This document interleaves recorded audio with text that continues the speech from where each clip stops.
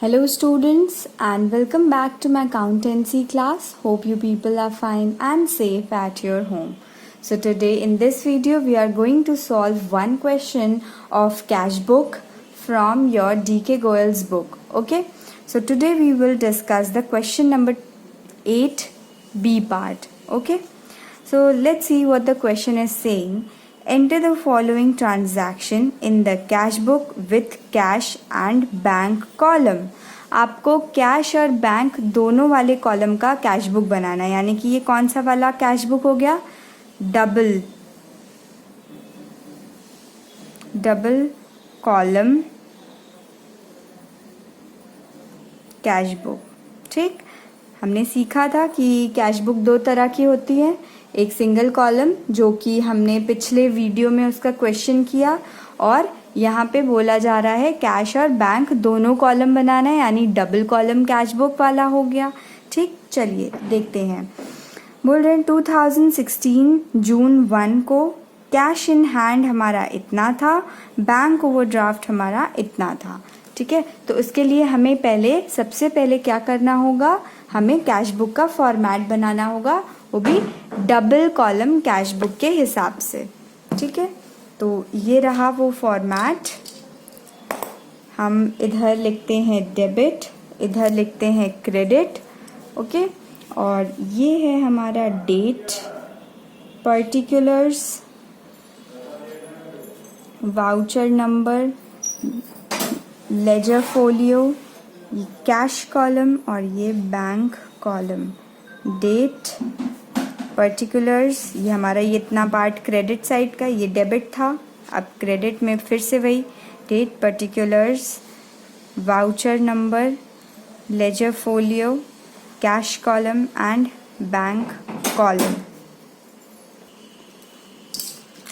हमारे first transaction में बोला गया है, इसमें कोई ट्रांजैक्शन नहीं हुई है, मंथ का फर्स्ट डे है और हमारे पास कुछ कैश पड़े हुए हैं और कुछ बैंक के ओवरड्राफ्ट पड़े हुए हैं. मतलब हमारे बैंक में जितना भी लिमिट थी उससे ज़्यादा हमने विड्रॉ किया, जितना डिपॉजिट किया था उससे ज़्यादा विड्रॉ किया हुआ है, तो ये उसे ओवरड्राफ्ट कहते हैं. ठीक है, तो कैश इन हैंड और बैंक ओवरड्राफ्ट 800 और 5700.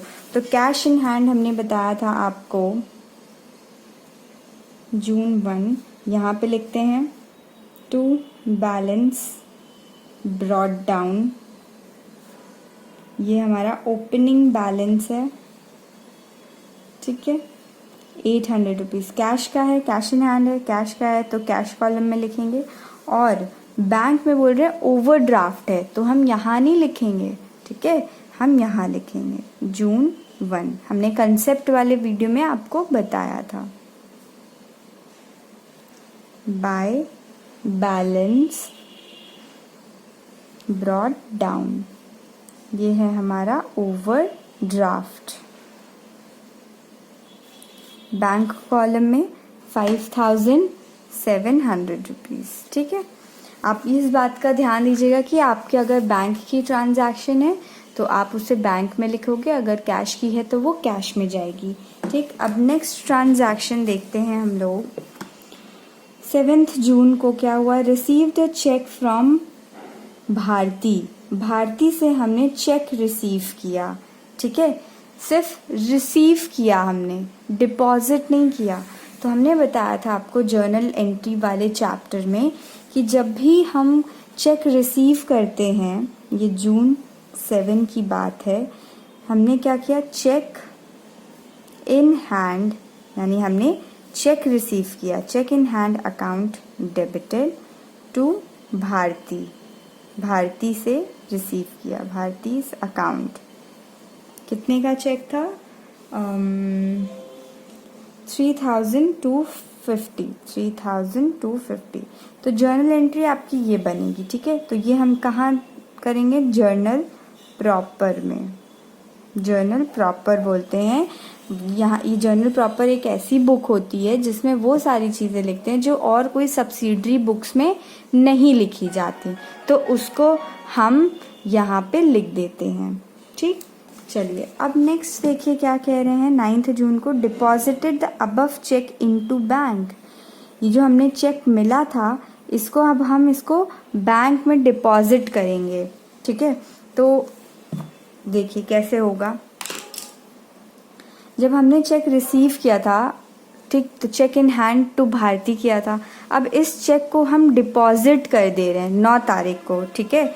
ये हम रफ में आपको बता रहे हैं, जून 9 को अब यही चेक डिपॉजिट कर देंगे। तो ये जो अकाउंट हमने डेबिट किया है ये हो जाएगा हमारा credit, cheque in hand account, okay.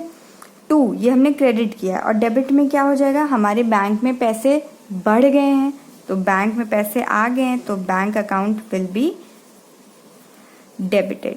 तो एंट्री क्या बन गई, bank account debited to cheque in hand, ठीक। तो हम क्या करेंगे, बैंक को देखिए हमने डेबिट किया है कितने से, यही जो अमाउंट था 3250, ठीक है, बैंक को हमने डेबिट किया है। तो हम क्या करेंगे, बैंक कॉलम को डेबिट कर देंगे 3250 से, ठीक। ये कैसे हुआ, ये हुआ टू चेक इन हैंड के थ्रू। तो टू चेक इन हैंड, जून 9 की बात है ये, ठीक। ये मैंने ये वाला कंसेप्ट आपको मैंने कंसेप्ट वाले वीडियो में समझा चुका है, ठीक है। चलिए अब नेक्स्ट ट्रांजैक्शन देखते हैं। ऑन 12 जून पेड टू भवन बाय चेक, हमने भवन को चेक पेमेंट किया। कितना पेमेंट किया, 2425। तो जब हम चेक पे कर रहे हैं यानी कि हमारे पास से पैसे जा रहे हैं, बैंक से पैसे जा रहे हैं हमारे, तो जून 12 को हमने भवन को पे कर दिया, पैसे चले गए हमारे पास से, बैंक में से क्रेडिट हो जाएगा 2425, ठीक है, बैंक से चले गए हमारे पास से, बैंक वाला पैसा चला गया भवन के पास, ठीक। अब देखिए नेक्स्ट ट्रांजैक्शन देखते हैं। 15 को भारतीय चेक रिटर्न डिसऑनर्ड। अब देखिए इसमें क्या हुआ कि भारती ने जो चेक दिया था हमें, ठीक है, भारती ने जो चेक दिया था वो डिसऑनर हो गई है, ठीक। अगर यहाँ पे रफ में करते हैं, भारती का चेक हमें तुरंत मिला था तो हम तुरंत जैसे ही मिलता हम वैसे डिपॉजिट करते, तो हम क्या लिखते, bank account debited to Bharti लिखते। अब डिसऑनर्ड हो गया है, डिसऑनर्ड हो गया मतलब कि कुछ गड़बड़ हो जाती है जब चेक में, तो चेक बाउंस हो जाता है, तो चेक वापस रिटर्न कर दी जाती है। तो ये जो एंट्री होती है इसका ऑपोजिट रिवर्स कर दिया जाता है, रिवर्स एंट्री। भाई पहले हमें बैंक में जब भारती ने हमें चेक दिया तो हमारा बैंक का पैसा बढ़ गया था, लेकिन वो किसी कारणवश या उसमें कुछ गड़बड़ी होने की वजह से वो रिजेक्ट हो जाता है चेक, तो क्या होगा, बैंक बैलेंस वापस से कम कर दिया जाएगा। तो अब क्या इसकी रिवर्स करेंगे तो क्या हो जाएगा, Bharti account debited to bank account. पहले हमने डेबिट किया था बैंक, फिर उसके बाद अब उसको क्रेडिट कर देंगे। अमाउंट कितना था, 3250 रुपीज़, तो यहाँ पे भी 3250 आ जाएगा। पहले हमने डेबिट किया, अब यहाँ पे हम इसको क्रेडिट कर देंगे बाय भारती अकाउंट 3250। पहले हमने डेबिट किया इतना रुपए और अब उसको हम क्रेडिट कर देंगे, भारती का जो चेक था वो वापस आ गया। नेक्स्ट देखते हैं अब, withdrew from bank for office purpose के लिए हमने बैंक से पैसे निकाले, ठीक है। तो अब इसमें देखिए बैंक से हमने पैसे निकाल लिए और हमने कैश अपने ऑफिस में रख लिया, ठीक है। तो इसकी क्या रफ में जर्नल एंट्री हम बना के दिखाते हैं आपको कि हमने कैश निकाल लिया बैंक में से, ठीक है, फॉर ऑफिस पर्पस। अगर हम पर्सनल यूज़ के लिए निकाले होते तो ड्राइंग्स हो जाता, लेकिन हम कैश निकाल रहे हैं किस लिए, अपने ऑफिस के काम के लिए, अपने बिजनेस के काम के लिए। तो क्या बिजनेस में कैश आ गया, कैश अकाउंट डेबिटेड, लेकिन बिजनेस का बैंक बैलेंस जो है कम हो गया टू बैंक, ठीक। तो cash account debited to bank account, कितना अमाउंट, 250। अब देखिए ये वाली एंट्री को ध्यान से देखिएगा कि कैसे पोस्ट करते हैं। अभी पहले हम लोग कैश के बारे में देखते हैं। देखिए कैश को हम डेबिट कर रहे हैं 250 से, ठीक। तो हम कैश को डेबिट कर दिए 250 से, ठीक। किसकी वजह से? टू बैंक की वजह से। तो यहाँ पे हम लिख देंगे टू बैंक अकाउंट, ठीक है। जून कौन सा जून है? 20 जून। अब देखिए अब बैंक के बारे में आते हैं। बैंक को हम क्रेडिट कर रहे हैं 250 से, तो चलिए बैंक को क्रेडिट कर देते हैं। बैंक कॉलम को क्रेडिट कर दिया हमने 250 से। अब ये किसकी वजह से हो रहा है? कैश की वजह से। तो यहाँ पे बाय कैश अकाउंट हो जाएगा जून 20। अब इस ट्रांजैक्शन को, ये ऐसी ट्रांजैक्शन है जिसे हमने दोनों साइड लिखा। हर ट्रांजैक्शन में क्या होता था? सिर्फ एक साइड लिखते थे, है ना, सिर्फ एक साइड अभी तक लिखते आए थे।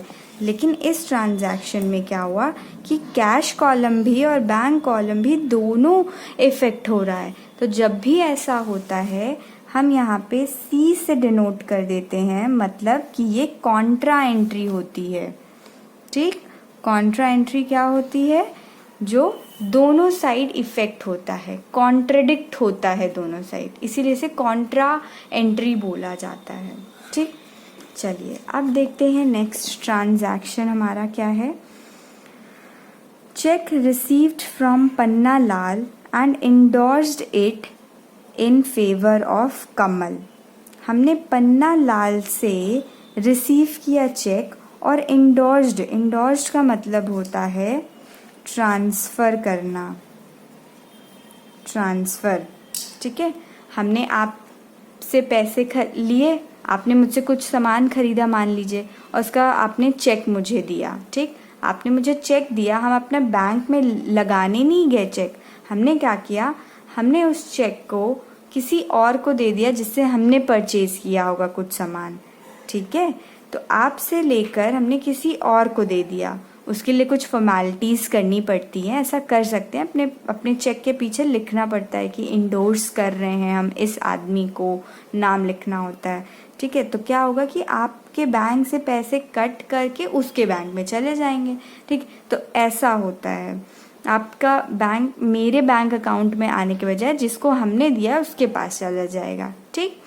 तो इंडोर्स का मतलब होता है ट्रांसफ़र करना, ठीक। तो हमने रिसीव किया चेक पन्ना लाल से और ट्रांसफ़र कर दिया कमल को ऑन 28 जून। 25 तारीख को हमने पन्ना लाल से रिसीव किया और 28 तारीख को हमने कमल को दे दिया। अब इसकी जर्नल एंट्री देखिए कैसे की जाएगी। तो जब हमने 25 को रिसीव किया, यानी इसमें बैंक से तो रिलेटेड कुछ है ही नहीं, बस हम चेक रिसीव कर रहे हैं, हम डिपॉजिट तो किए नहीं। तो cheque in hand account debited, हमने चेक को रिसीव किया। किससे रिसीव किया? कौन गिवर है यहाँ पे? पन्ना लाल अकाउंट। कितना दे रहा है? 1200 रुपीज़ का उसने चेक दिया, ठीक है। फिर उसके बाद क्या बोला गया? 28 को ये चेक हमने बैंक में नहीं दिया, हमने क्या दिया? कमल को दे दिया। तो अगेन ये हमारा जर्नल प्रॉपर में ही आएगा क्योंकि इसमें बैंक या कैश का कोई आया ही नहीं। तो किसको कौन रिसीव कर रहा है? कमल अकाउंट डेबिटेड, ये हमने डेबिट किया था, अब ये हमारा क्रेडिट हो जाएगा। चेक इन हैंड्स अकाउंट 1200, ठीक है। ये डेबिट, ये क्रेडिट, ये debit credit debit credit, okay. So आपको इस तरह फॉर्मेट बना के करना होगा, हम आपको समझाने के लिए सिर्फ ऐसे ही लिख रहे हैं, ठीक है। होप आपको ये वाला ट्रांजैक्शन समझ में आया होगा। हमने ये चेक है, हमने रिसीव किया, ये पन्ना लाल है, पन्ना लाल से हमने चेक रिसीव किया, ठीक। अब इस रिसीव्ड चेक को हमने क्या किया कि किसी और को दे दिया, कमल को दे दिया, बैंक में नहीं दिया, कमल को दिया। एंडोर्स्ड किया मतलब ट्रांसफ़र किया, ठीक। तो जब हमने पन्ना लाल से ये रिसीव किया तो हम ये एंट्री लिखेंगे, ठीक। ये आपको पता ही है, जर्नल में हमने सीखा था जब सिर्फ चेक रिसीव करते हैं बिना डिपॉजिट किए तो हम लोग cheque in hand account debited to Panna Lal's account लिखते हैं, ठीक।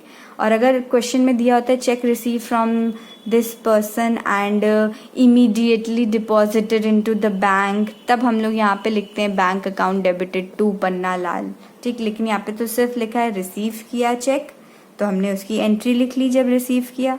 और जब हमने कमल को वापस कर दिया तो उसमें कमल को मतलब ट्रांसफ़र कर दिया, तो Kamal is the person who is receiving, और वो क्या रिसीव कर रहा है हमारे पास से कैश इन हैंड, जो हमारा चेक इन हैंड, जो हमारे पास चेक पड़ा हुआ था, एक एसेट ही था वो कि हम उसको बैंक में जाके दिखा करके हमारा बैंक बैलेंस बढ़ जाता, अब वो चला गया हमारे पास से, तो हमने चेक इन हैंड लिख दिया। ये कौन सा रूल होता है रियल अकाउंट में, जो बोलता है कि क्रेडिट व्हाट गोज आउट, ठीक है। चलिए नेक्स्ट देखते हैं income tax paid by cheque. अब देखिए इनकम टैक्स जो होता है वो बिजनेसमैन के लिए पर्सनल एक्सपेंस हो जाता है, ठीक, क्योंकि बिजनेस में उसने प्रॉफिट कमा लिया, ठीक, तो वहाँ तक काम ख़त्म हो गया उस पैसे का। प्रॉफिट कमाने के बाद उसको जो भी वो खर्चा करेगा वो उसका पर्सनल हो जाएगा।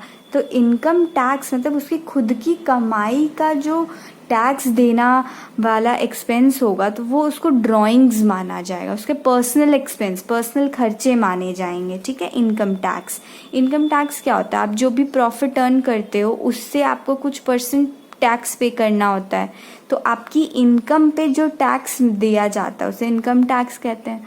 तो बिजनेसमैन जो भी इनकम कमाएगा और उस पर कुछ परसेंट टैक्स देगा वो उसकी पर्सनल एक्सपेंस होती है, ठीक। तो पर्सनल एक्सपेंस को पे करने के लिए उसने चेक यूज़ किया, कितना रुपए, 150 रुपये। तो जब भी हम ऐसा करते तो क्या हमारी एंट्री बनती है, ड्राइंग्स, मान लीजिए हमने पर्सनल के लिए ड्राइंग्स किया है ना, तो drawings account debited to bank, bank के थ्रू उसने पेमेंट किया था, ठीक। तो हमने बैंक को 150 से क्रेडिट करना है, किसकी वजह से करना है, ड्राइंग्स अकाउंट की वजह से, ठीक। जून 30। अब देखिए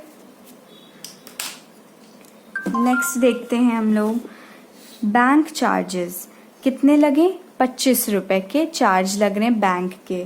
तो क्या एंट्री बनेगी, आपके पैसे जा रहे हैं 25 रुपये, ठीक है, किसकी वजह से जा रहे हैं, बाय बैंक चार्जेस अकाउंट, ठीक। तो ये हो गई आपकी पूरी पोस्टिंग। हमने अपने कैश बुक में ये सारी पोस्टिंग कर ली। अब क्या है, अब हमारी बारी है इसको बैलेंस करने की, क्लोज करने की कैश बुक को, ठीक। तो हम इधर का टोटल करेंगे और इधर का टोटल करेंगे, ठीक। तो पहले हम लोग कैश के बारे में देखते हैं, कैश को देखते हैं, ठीक।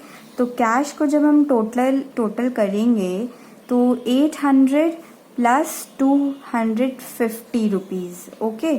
तो कितना होता है, ये हो जाएगा आपका 1050, ठीक। और इधर तो कुछ है ही नहीं, तो ये तो एकदम सिंपल से आपका बाय बैलेंस कैरी डाउन निकल गया। ये हर महीने के एंड में किया जाता है, तो डेट हम लोग लास्ट की डालेंगे। तो कैरी फॉरवर्ड कितना हो जाएगा, 1050, ताकि इधर भी इतना ही रहे, ठीक। तो कैश कॉलम क्लोज हो गया।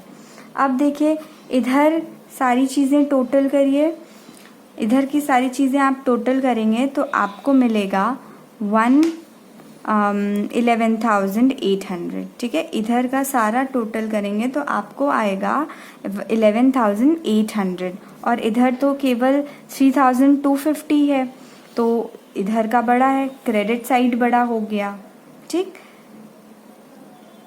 तो हमने नीचे लिख दिया, जो भी बड़ा अमाउंट होता है वो लिख देते हैं और फिर देखते हैं कि क्या डिफरेंस आया। देखो 11,800 माइनस 3,250, ये हो जाएगा आपका 8,550 रुपीज़, ठीक है। और ये जून 30 टू बैलेंस कैरी डाउन, ये हो जाएगा बैंक ओवरड्राफ्ट। ठीक है, अगर इधर बचा होता तो वो तो नॉर्मल सीधा पॉजिटिव होता, लेकिन इधर बच रहा है मतलब कि ये आपका नेगेटिव में चला गया है बैंक बैलेंस, और ये बैंक ओवरड्राफ्ट हो गया है। ठीक है, और ये बात का ध्यान रखिएगा कि कैश का कभी भी इधर का बैलेंस नहीं आता। ठीक है, क्योंकि कैश नेगेटिव में नहीं जा सकता, पर बैंक अकाउंट के जो बैंक बैलेंस होते हैं वो नेगेटिव में जा सकते हैं। ठीक है, तो ये हो गया आपका क्वेश्चन नंबर 8 बी पार्ट। अब आपके लिए होमवर्क ये है कि आप अपने बुक के प्रैक्टिकल क्वेश्चंस करेंगे 8th का A 7 6। okay, hope you people have understood all these concepts and how to solve the questions, okay, and how to prepare this format of cash book. So thank you students, have a nice day.